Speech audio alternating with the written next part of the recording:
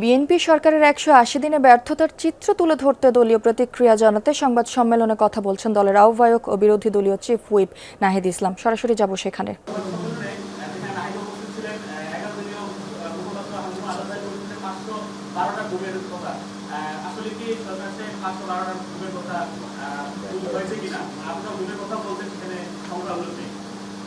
সংখ্যা উল্লেখ আছে। আমি একটি গুমের কথা বলেছি, যেটা কোস্ট গার্ড কর্তৃক হয়েছে, যা তার পরিবার এটা হাইকোর্টে রিট করেছিল, মানে হাইকোর্টে শরণাপন্ন হওয়ার পরে হাইকোর্ট নির্দেশ দিয়েছিল 15 দিনের মধ্যে, এবং গতকালকে ওইটা যিনি বলেছেন উনি হয়তো তার বক্তব্য নিয়ে পুনর্বিবেচনা করে বক্তব্য বলবেন।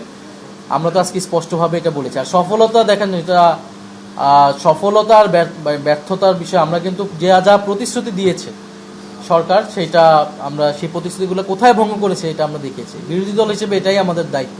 সরকারের সফলতা দেখানোর দায়িত্ব তো আমাদের না, সেটা সরকার দেখাচ্ছে, সেটা জনগণ বিবেচনা করবে।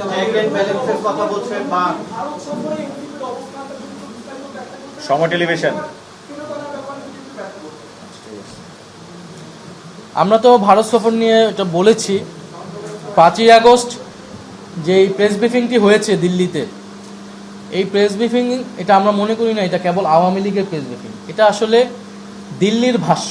ভারত সরকার বাংলাদেশকে কি বলতে চায় এটাই বলা হয়েছে। কারণ ভারত সরকারের বা দিল্লির সহযোগিতা ছাড়া, মদত ছাড়া এটা প্রেস ব্রিফিং সম্ভব হতো না। ফলে একই সাথে আওয়ামী লীগের কার্যক্রম করতে দেওয়া, পাশাপাশি বাংলাদেশের সাথে কূটনৈতিক সম্পর্ক স্থাপন রাখা, এটা আসলে একই সাথে সম্ভব নয়। আমরা মনে করি এটা সাংঘর্ষিক এবং দ্বিচারিতা। ফলে আওয়ামী লীগের কার্যক্রম পরিচালনা করতে দিবে না দিল্লি, এবং শেখ হাসিনাকেও সেখানে রাখবে না। বাংলাদেশের বিচার ব্যবস্থার প্রতি তারা শ্রদ্ধাশীল হবে, ভারত সরকার গণতন্ত্রের প্রতি শ্রদ্ধাশীল হবে।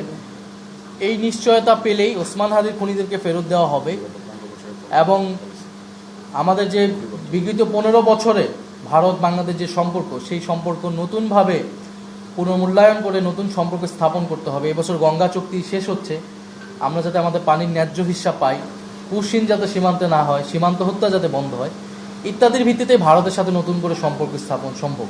ফলে এই বিষয়গুলো শুরু হওয়ার আগে, যেখানে শেখ হাসিনা রয়েছেন দিল্লিতে, সেখানে যদি আবার তারেক রহমান যায়, তাহলে এটার আসলে মিনিং কি দাঁড়াবে, বাংলাদেশের জনগণ বা বিশ্ববাসী এটা কিভাবে দেখবে।